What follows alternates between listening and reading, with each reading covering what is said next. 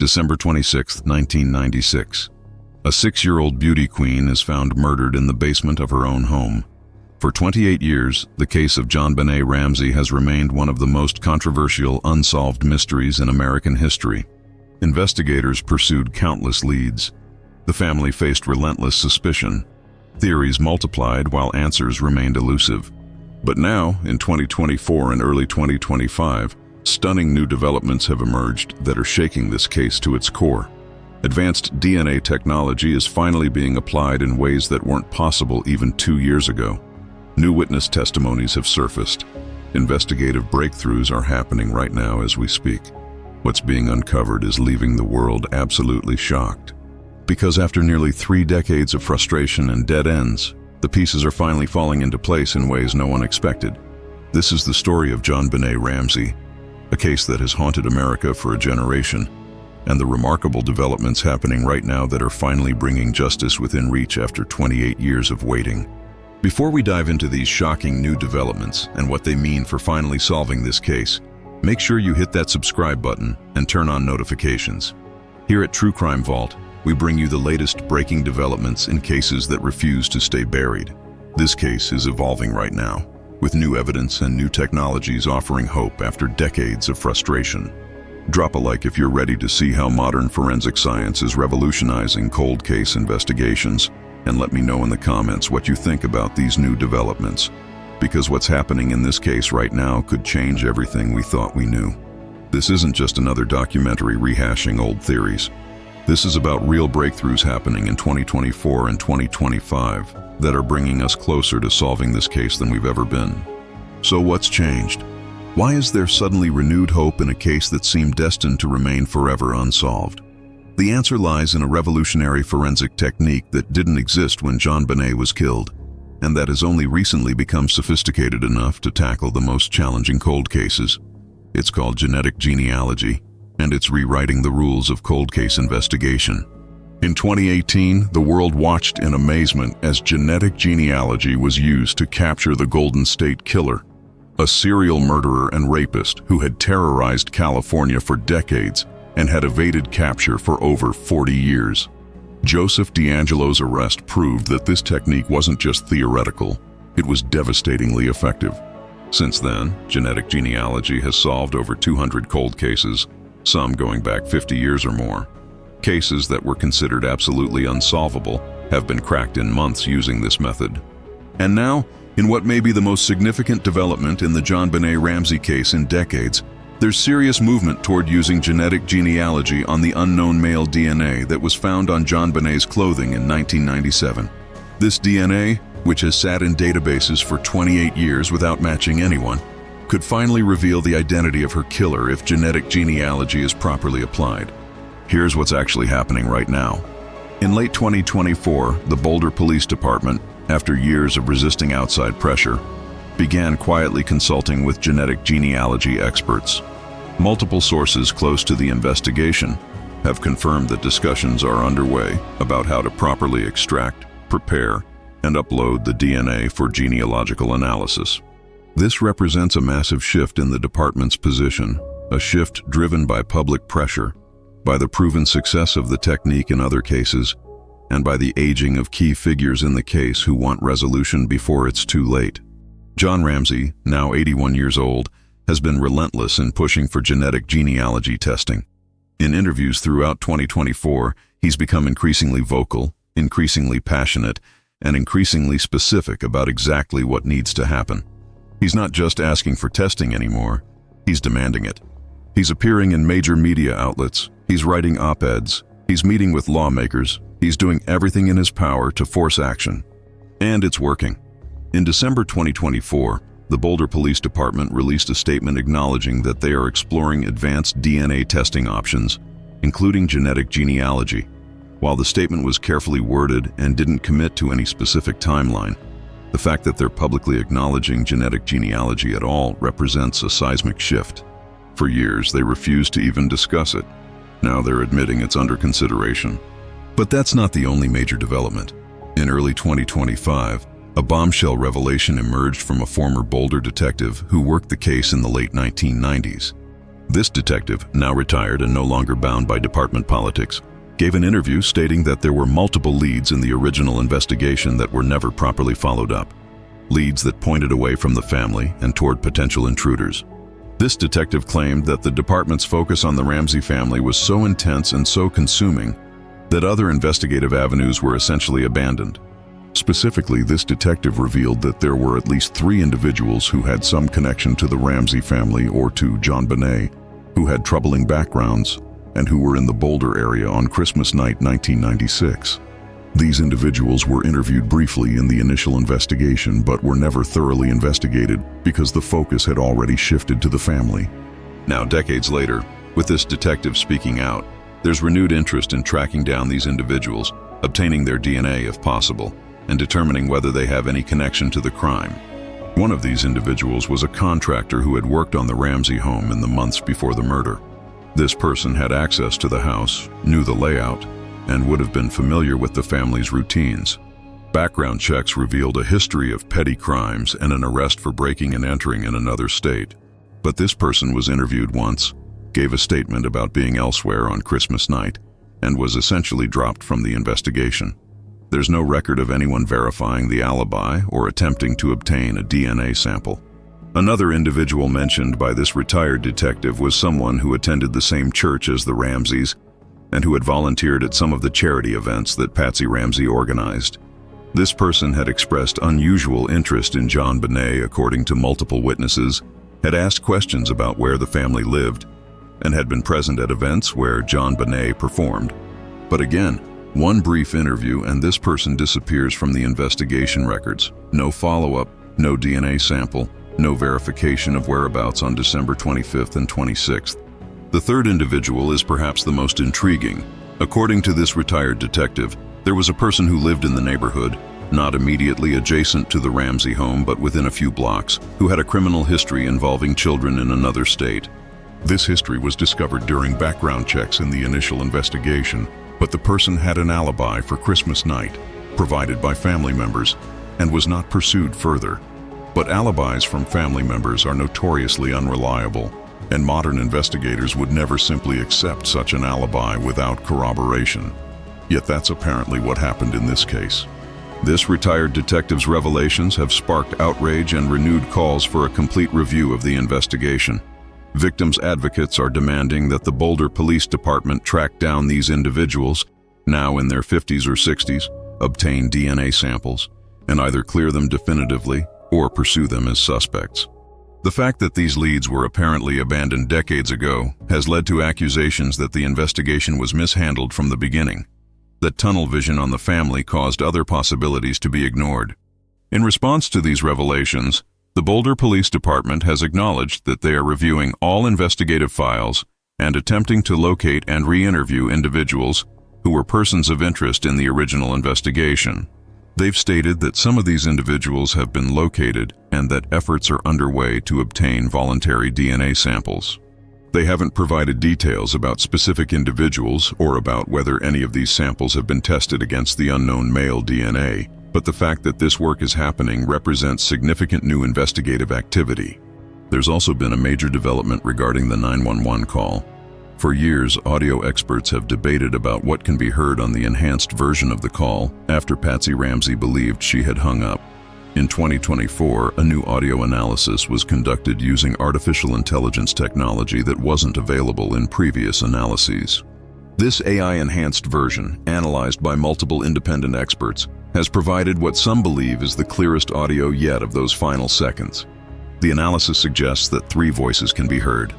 A male voice, identified as John Ramsey, speaking in a tone that's described as frustrated or angry, saying something that sounds like, "We're not speaking to you." A female voice, identified as Patsy, speaking in a much calmer tone than the hysteria displayed during the 911 call itself, though the words are still unclear. And a younger voice, likely Burke, asking a question that multiple experts now agree sounds like, "What did you find?" This enhanced audio has reignited debate about what was happening in the Ramsey house during that 911 call.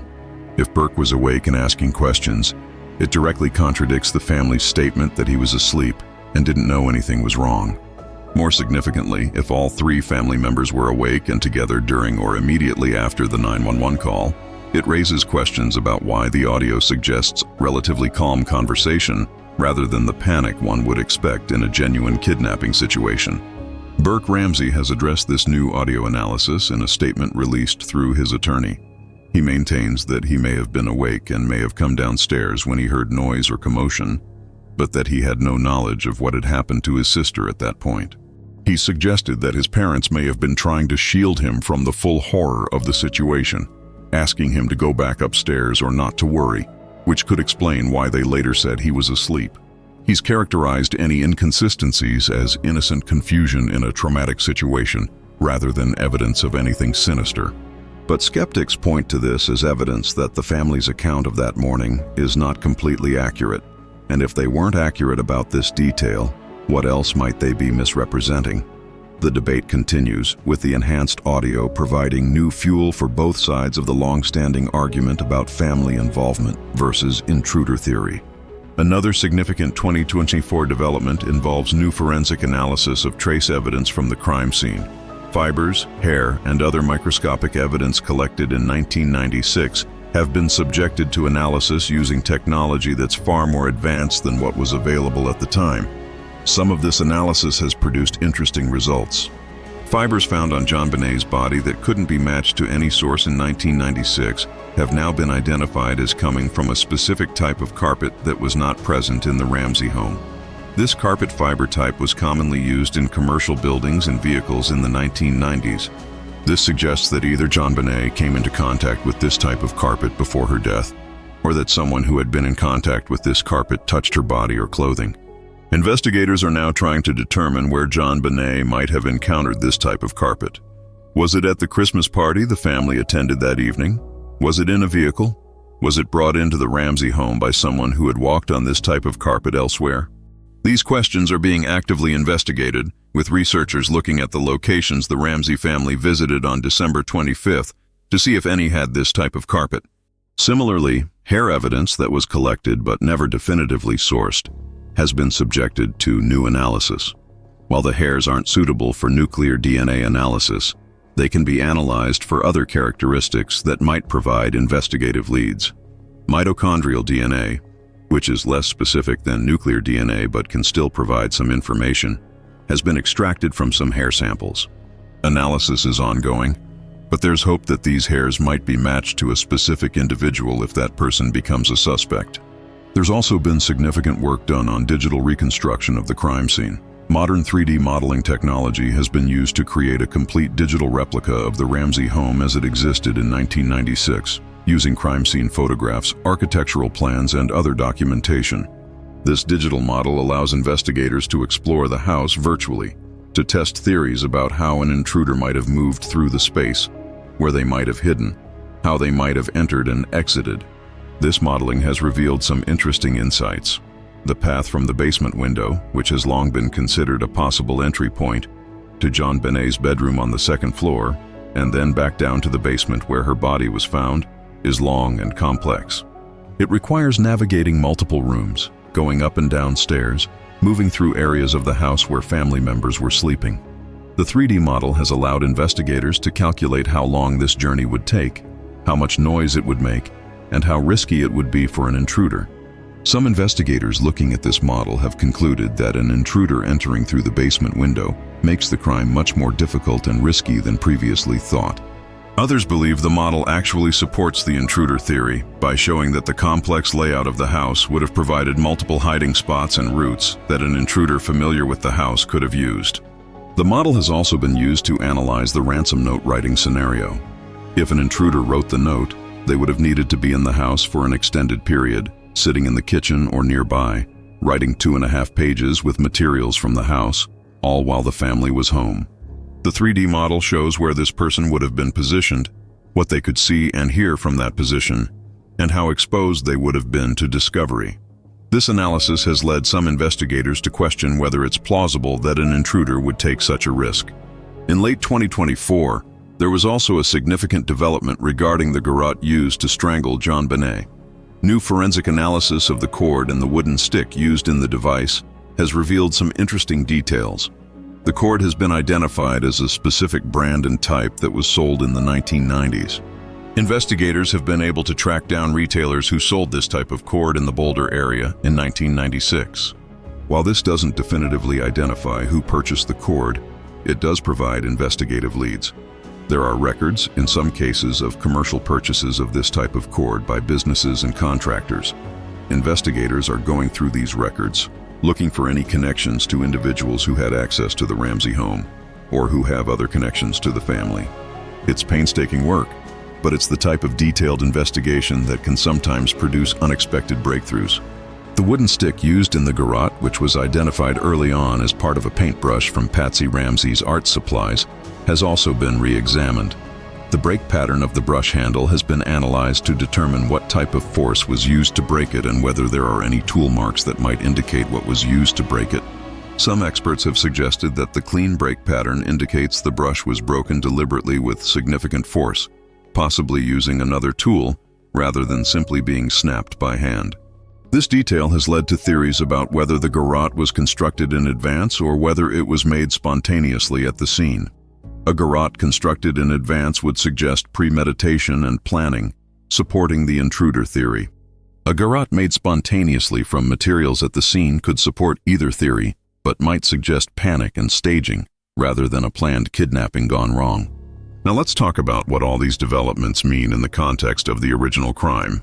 Because to understand why these breakthroughs are so significant, you need to understand the case itself and why it remained unsolved for so long. Let me take you back to that Christmas night in 1996 and walk you through what we know happened, what we think happened, and what remains mystery. The Ramsey family on Christmas Day 1996 consisted of 4 people living in a massive Tudor-style mansion in one of Boulder's most affluent neighborhoods. John Ramsey, 53 years old, was a self-made millionaire, the president and CEO of Access Graphics, a computer services company that had recently crossed the billion-dollar valuation mark. He was on his second marriage, had 3 older children from his first marriage, and had tragically lost his eldest daughter Elizabeth in a car accident in 1992. John was known in Boulder as successful, driven, but also as a devoted father who doted on his children. Patsy Ramsey, 40 years old, was John's second wife. She had been Miss West Virginia in 1977, a beauty queen who had given up her own aspirations to focus on raising her family and supporting John's career. Patsy was active in their church, involved in numerous charity organizations, known throughout Boulder's social circles as a gracious hostess and a dedicated mother. She had survived ovarian cancer in the early 1990s and approached life with the intensity of someone who had faced death and beaten it. Burke Ramsey was 9 years old, a quiet, introspective child who loved video games, model trains, and solitary activities.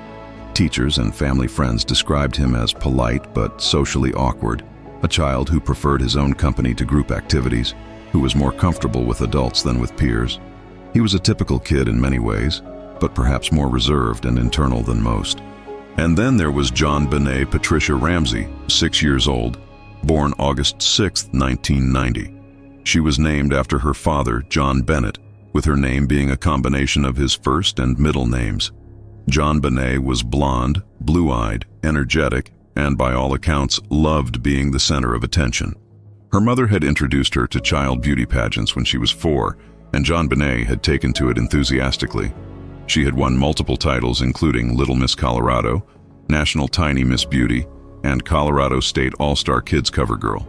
Videos of JonBenét at pageants show a confident child who loved performing, who knew how to work a crowd, who seemed to genuinely enjoy the costumes, the makeup, the singing and dancing routines. But these same videos, after her death, would become controversial, with many people arguing that the pageant sexualized a young child and potentially made her a target for predators. Christmas Day, 1996 started normally for the Ramseys. They woke up together, opened presents around their large Christmas tree in the living room. JonBenét received a bicycle that she rode briefly through the house. Burke got video games and other gifts he'd requested. The family had a light lunch, enjoyed each other's company in the relaxed atmosphere of Christmas Day. In the afternoon, they made brief visits to friends to exchange gifts and holiday greetings.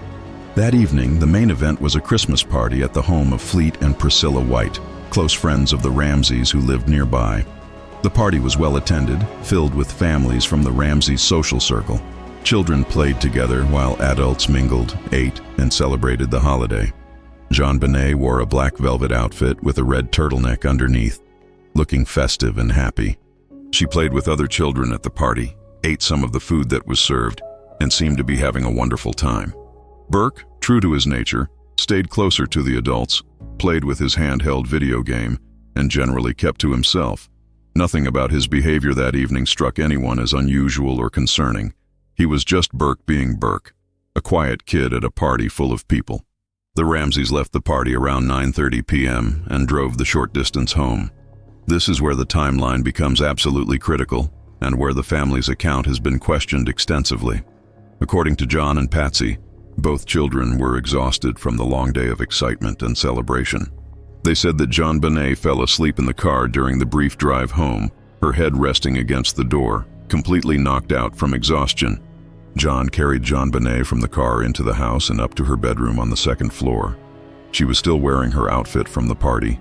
Patsy said she helped change JonBenét into pajamas without fully waking her. Specifically, Patsy claimed she put JonBenét into a pair of long underwear and an oversized white shirt. This was something they had done many times before, Patsy explained, changing JonBenét for bed without fully waking her because she was such a deep sleeper. Burke, according to the parents, went to his room and to bed. The family was scheduled to fly early the next morning from a private airstrip to their vacation home in Charlevoix, Michigan, and then continue on to a Disney cruise that had been planned for the holidays. Everything needed to be ready for an early departure. John and Patsy made final preparations, set out clothes for the morning, packed last-minute items.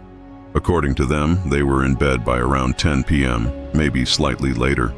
The house had a sophisticated security system with motion detectors and alarms on doors and windows. But according to John and Patsy, they forgot to activate it that night.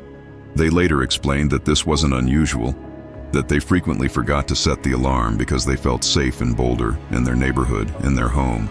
They had never had any security incidents, never felt threatened, never had reason to be afraid. Why would they? Boulder was one of the safest cities in America.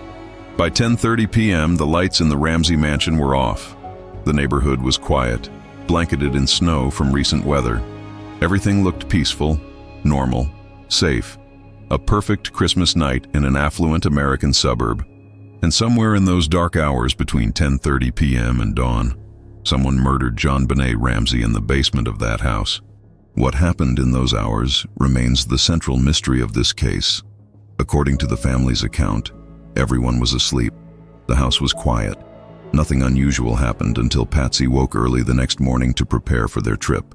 But the physical evidence tells a different story, or at least a more complicated one. At some point during the night, JonBenét either got up on her own or was taken from her bed. She ended up in the kitchen or nearby where she ate fresh pineapple. We know this because partially digested pineapple was found in her stomach during the autopsy, and a bowl of pineapple with a serving spoon was found on the kitchen table. The pineapple in her stomach was fresh, consistent with the pineapple in the bowl. Based on the state of digestion, forensic pathologists estimated she had eaten this pineapple approximately 2 to 3 hours before her death. This creates an immediate problem with the family's timeline. If JonBenét went straight to bed around 9:45 or 10 p.m. and never woke up, how did she eat fresh pineapple? The Ramseys have never been able to explain this satisfactorily. They suggested the pineapple might have been from earlier in the day, but the bowl was freshly prepared, not sitting out for hours. They suggested JonBenét might have gotten up by herself during the night and eaten some, but the bowl was on the table with a large serving spoon, not something a 6-year-old would typically prepare for herself. And most significantly, Burke's fingerprints were on the bowl and on a glass of tea sitting next to it, suggesting he had prepared or eaten from this bowl.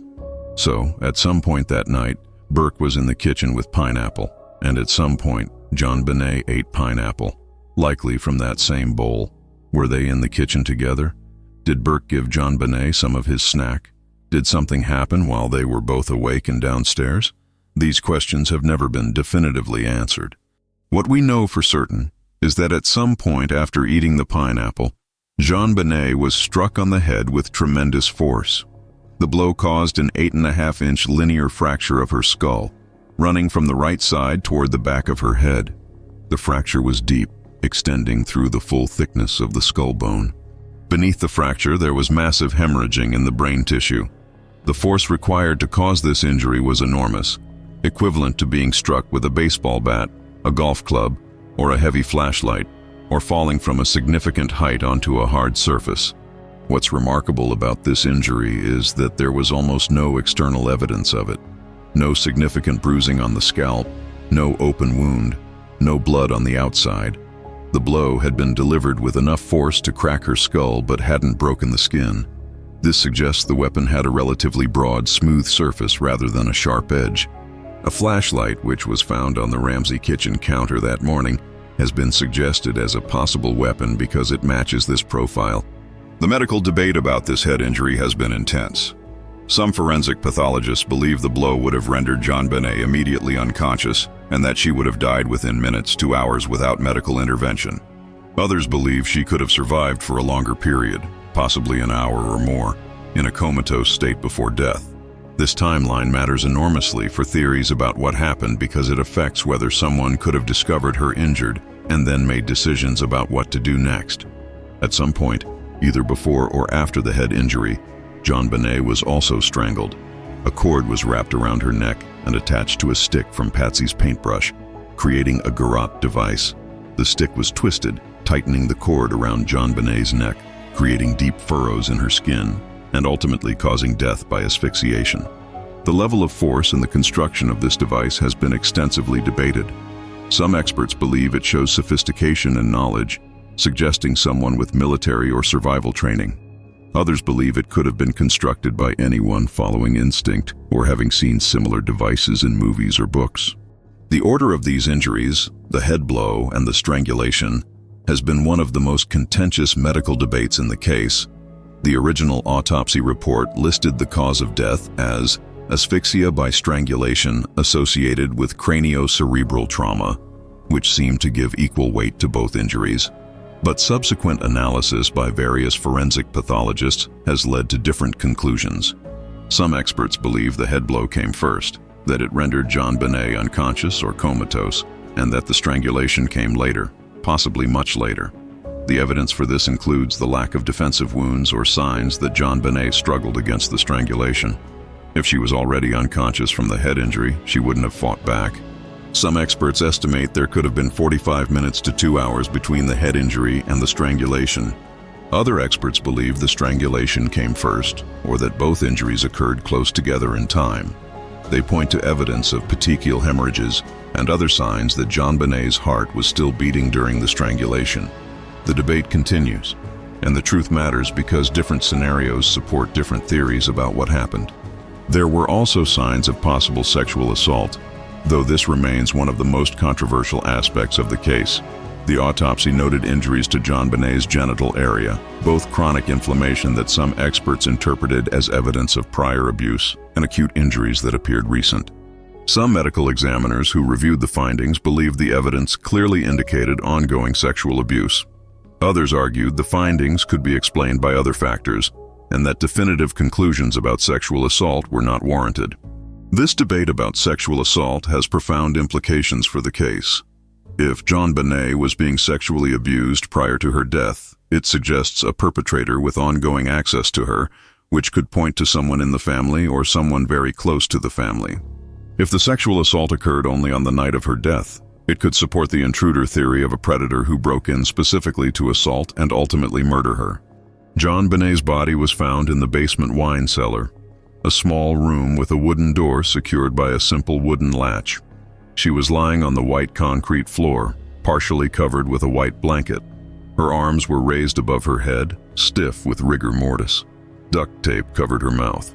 The cord was around her neck with the garrote stick still attached. Her clothing, the white shirt and long johns, were in place, but the shirt was pulled up slightly. There were no signs of a major struggle in the room, no overturned furniture or scattered objects. Based on rigor mortis, body temperature, and the state of the pineapple digestion, the medical examiner estimated time of death between 10 p.m. on December 25th and 2 a.m. on December 26th. Most experts believe death occurred closer to midnight, meaning JonBenét had been dead for approximately 5 to 7 hours before her body was discovered at 1 p.m. on December 26th. Now we need to talk about the ransom note, because this piece of evidence is so bizarre, so theatrical, so unlike anything typically found in real crimes, that it's become the most analyzed document in the history of American criminal investigation. When Patsy Ramsey came downstairs at approximately 5:50 a.m. on December 26th, she found 3 handwritten pages laid out on the spiral staircase. The note was written on white-lined paper from a legal pad that was kept in the Ramsey kitchen. The pen used was also from the house, a black Sharpie marker. The note began with formal language. "Mr. Ramsey, listen carefully. We are a group of individuals that represent a small foreign faction. We respect your business, but not the country that it serves. At this time, we have your daughter in our possession. She is safe and unharmed, and if you want her to see 1997, you must follow our instructions to the letter." The note demanded exactly $118,000 in cash, specified that the money should be placed in a brown paper bag and an adequate-sized attaché, and gave instructions for a call that would come between 8 and 10 a.m. with delivery instructions. The note contained numerous threats. "If we catch you talking to a stray dog, she dies. If you alert bank authorities, she dies. If the money is in any way marked or tampered with, she dies." The language throughout the note was strange, a mixture of formal and casual, threatening and oddly polite. Phrases like adequate-sized attaché and the 2 gentlemen watching over your daughter sounded scripted and unnatural. References to foreign faction and countermeasures sounded like spy movie dialogue. The note referenced John's business and his southern common sense, showing familiarity with him personally. And the ending was perhaps the strangest part. "Use that good southern common sense of yours. It is up to you now, John. Victory, SBTC." Those 4 letters, SBTC, have never been explained. Countless theories have been proposed. Saved by the Cross, a religious reference. Subic Bay Training Center, suggesting military connection. Acronyms for organizations or groups. But nothing has ever been confirmed. What made this note even more suspicious was the discovery of practice versions. In the same notepad from which the ransom note pages were torn, investigators found earlier pages where someone had started writing a ransom note, begun with Mr. and Mrs. Ramsey, then stopped, torn out those pages, and started over with just Mr. Ramsey. This indicated that the note had been drafted and redrafted, that someone had taken time to compose it carefully. Writing this note would have taken significant time. Handwriting experts estimated 20 to 30 minutes for someone writing carefully in the neat block letters used in the note. Think about that. After murdering a child, an intruder sat in the Ramsey kitchen for half an hour, calmly writing and rewriting a ransom note using materials from the house, then carefully putting the notepad and pen back where they belonged before leaving. The risk is almost incomprehensible. At any moment, a family member could have woken up, come downstairs, discovered the intruder. This is why so many investigators believed the note was written by someone in the family as part of staging. It made more sense that someone who lived in the house, who knew they wouldn't be discovered, would take the time to write such an elaborate note. But if someone in the family wrote it, why make it so long and so bizarre? Why include details that pointed to inside knowledge like the exact amount of John's bonus? The handwriting analysis of this note became a cottage industry. Patsy Ramsey was asked to provide handwriting samples repeatedly under various conditions. Some experts said the handwriting was consistent with hers, noting specific similarities in letter formation, particularly the way certain letters were looped and styled.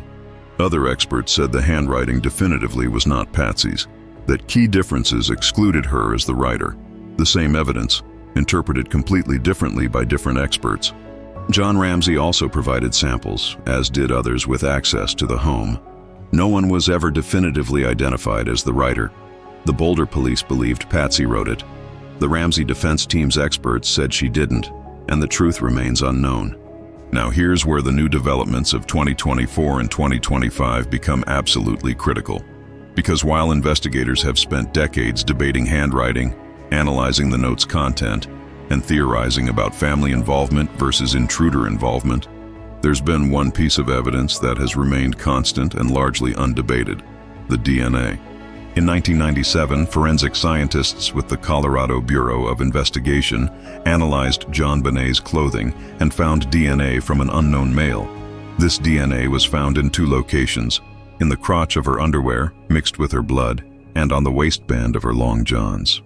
The DNA profile was that of a male, but it didn't match anyone in the Ramsey family. Not John, not Burke, not any male relative or friend who had access to the house. This unknown male DNA was entered into CODIS, the FBI's combined DNA index system, which contains millions of DNA profiles from convicted offenders, arrestees, and crime scenes across the country. For 28 years, this DNA profile has been in the database. It's been compared against every new profile that gets added, and in 28 years, it has never matched anyone, not a single hit. Not even a partial match or a familial match that might provide an investigative lead. This DNA has been the subject of intense debate. The Ramsey family and their defenders have always pointed to it as proof of an intruder. An unknown male's DNA, found in intimate locations on JonBenét's body, mixed with her blood, clearly indicates that someone outside the family was involved in the crime. If this DNA can be identified, they argue, the killer will be found. But skeptics have always questioned whether the DNA is actually related to the crime. The DNA in the underwear was a very small amount, what's called touch DNA or trace DNA. It could have been deposited during the manufacturing process at the factory where the underwear was made.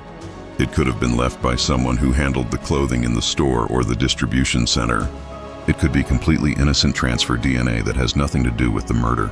The DNA on the long johns is even more controversial because touch DNA can be transferred through multiple degrees of separation.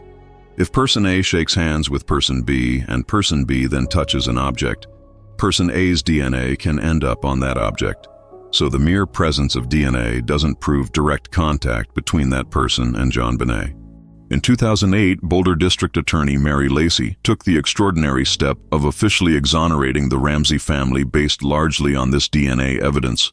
She sent a letter to John Ramsey apologizing for the years of suspicion and stating that the DNA evidence clearly pointed to an intruder. But many investigators disagreed with this decision, arguing that the DNA evidence was far from conclusive and that exonerating the family was premature. The debate might have continued indefinitely, with the DNA sitting in databases going nowhere, except for one thing. Genetic genealogy changed the game entirely.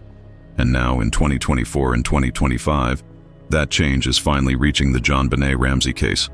Genetic genealogy doesn't require the perpetrator's DNA to be in CODIS. It doesn't even require the perpetrator themselves to have taken a DNA test. It only requires that some distant relative, someone who shares genetic markers with the perpetrator, has uploaded their DNA to a public genealogy database. And because millions of people have taken consumer DNA tests through companies like Ancestry and 23andMe, and many have uploaded their results to databases like GIDmatch, the chances of finding some genetic connection are remarkably high. Studies have shown that for people of European descent, which represents the majority of people in these databases, over 60% can be connected to someone within 6 degrees of separation. That means if the unknown male DNA from the JonBenét case can be uploaded and compared, there's a better than even chance that distant relatives will be found. And once distant relatives are identified, genetic genealogists can build family trees, working backward and forward through generations, narrowing the pool of potential suspects until they arrive at specific individuals who match the age, location, and circumstances to be the perpetrator. This is exactly what happened with the Golden State Killer. Joseph DeAngelo's DNA had been in CODIS for decades without matching anyone. But when investigators uploaded his DNA to GIDmatch and found distant cousins, they were able to build family trees and identify him within a few months. He was arrested in April 2018, more than 40 years after his crime spree began. Since then, the technique has been refined and improved. Genetic genealogists have become more skilled at building family trees and navigating complex genetic relationships. The databases have grown larger, increasing the chances of finding matches, and legal frameworks have been developed to ensure the technique is used properly and ethically. So why hasn't this been done with the JonBenét Ramsey DNA? That's the question John Ramsey has been asking loudly and publicly. That's the question victims' advocates have been demanding answers to. And that's the question that the Boulder Police Department has been avoiding for years. The official answer has always been that the investigation is ongoing, that various forensic techniques are being considered, and that decisions about testing will be made at the appropriate time. But critics see this as stonewalling, as a department unwilling to admit that decades of focus on the family might have been wrong. unwilling to risk the possibility that genetic genealogy will identify an intruder and prove that the investigation was fundamentally misdirected from the beginning. But the pressure has finally reached a tipping point. In late 2024, after renewed media coverage, after John Ramsey's increasingly vocal demands, after public petitions and advocacy campaigns, the Boulder Police Department finally acknowledged publicly that they are exploring genetic genealogy options. They haven't committed to a timeline. They haven't said definitively that testing will happen. But they've moved from refusing to even discuss it to acknowledging it's under consideration. That represents progress. And in early 2025, there were reports from sources close to the investigation that preliminary work has begun. DNA samples are being prepared for potential uploading. Consultations with genetic genealogy experts are happening. There's movement, real movement, for the first time in years. If genetic genealogy is applied to this case, and it works, if distant relatives are found and family trees are built and a suspect is identified, it could happen relatively quickly. The Golden State Killer case took about 4 months from when the DNA was uploaded to when Joseph DeAngelo was identified. Other cases have taken longer, 6 months to a year, depending on the complexity of the family trees and how distant the genetic connections are. But compared to 28 years of frustration and dead ends, even a year would be lightning fast. And if a suspect is identified through genetic genealogy, it won't just solve who killed JonBenét. It will answer so many other questions. Was this person connected to the family in some way? Did they have legitimate access to the house? Were they at the Christmas party? Did they work on the house at some point? Or were they a complete stranger, a predator who targeted JonBenét from afar? The identity of the perpetrator will immediately reshape our understanding of this entire case. For John Ramsey, now 81 years old, this represents perhaps his last real hope of seeing justice for his daughter before he dies. He said in interviews that he's prepared for whatever the DNA reveals. If it identifies someone outside the family, he gets vindication and justice. If it somehow points to someone in the family, which he insists is impossible, at least there will be resolution. After 28 years of living in limbo, of being suspected and accused, of watching his wife die still fighting to clear her name, John wants answers more than anything else. For Burke Ramsey, who has lived his entire adult life under suspicion despite never being charged, genetic genealogy represents the possibility of finally, definitively, clearing his name. If the DNA identifies an intruder, Burke's nightmare ends. He can point to scientific proof that someone outside the family killed his sister. The documentaries that accused him, the online harassment, the destroyed relationships and career opportunities, all of it can finally be put into proper context. He was an innocent child who lost his sister and then had his life destroyed by false suspicion. For the Boulder Police Department, genetic genealogy represents both an opportunity and a risk. If it solves the case and identifies an intruder, they can claim success in finally bringing a cold case to resolution. But it will also raise uncomfortable questions about why this wasn't done years ago, about why decades were spent investigating the family when the answer was potentially available through DNA all along. There will be criticism, demands for accountability, questions about investigative competence. But none of that should matter more than justice for JonBenét. She was 6 years old. She was murdered in her own home on Christmas night. And for 28 years, her killer has walked free, living a normal life while her family has been destroyed by suspicion and accusation. If genetic genealogy can identify that killer, if it can finally bring justice after nearly 3 decades, then whatever embarrassment or criticism the Boulder Police face will be worth it. The forensic science exists, the databases exist, the expertise exists. Everything needed to potentially solve this case is available right now. The only thing missing is the decision to actually do it, to actually upload the DNA and see what comes back. And in 2025, that decision appears to be closer than it's ever been. What do you think will happen if genetic genealogy is finally used on this case? Do you believe it will identify someone outside the Ramsey family, vindicating them after decades of suspicion? Or do you think the DNA will turn out to be unrelated to the crime, leaving the case still unsolved?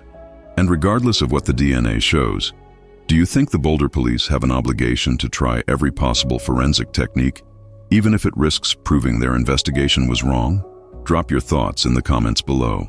If this investigation into the breaking developments in the JonBenét Ramsey case has captivated you, if you want to stay updated as this story continues to develop, make sure you're subscribed to True Crime Vault right now. Hit that subscribe button and turn on notifications because this case is evolving as we speak. When genetic genealogy results come back, when new suspects are identified, when arrests are made, we'll be here to bring you comprehensive coverage and analysis. Hit that like button to support this content and to help this video reach more people who care about justice for JonBenét. Share this video with anyone interested in true crime, anyone who remembers this case from 1996, anyone who believes that cold cases can and should be solved using every tool available to modern forensic science. Your engagement matters and helps us continue producing detailed investigative content. The JonBenét Ramsey case has been unsolved for 28 years, but we are closer to resolution now than we've ever been. Genetic genealogy has proven it can solve the unsolvable. The Golden State Killer, the Christy Marak murder, the Jay Cook and Tanya Van Cuylenborg murders. Dozens of cases that seemed hopeless have been solved using this technique. The JonBenét Ramsey case could be next. Somewhere in a genealogy database, or in someone's family tree, or in genetic connections that haven't been mapped yet, the answer exists. The person whose DNA was found on JonBenét's clothing has relatives. Those relatives may have taken DNA tests. Those genetic connections can be traced. And when they are, when the family trees are built and the suspects are narrowed down and the identity is finally revealed, this 28-year mystery will end. JonBenét Ramsey deserves justice. Her family deserves resolution. And the world deserves to know the truth about what happened on that Christmas night in 1996. These new developments, particularly genetic genealogy, offer the best hope we've ever had of finally getting those answers. Thank you for watching this investigation. Stay tuned to True Crime Vault for updates as this case continues to develop, because when the breakthrough comes, and many experts believe it will come in 2025, we'll be here to bring you comprehensive coverage of how one of America's most notorious cold cases was finally solved after 28 years. Until next time, this is True Crime Vault, unlocking the cases that deserve to be remembered and the justice that refuses to be denied.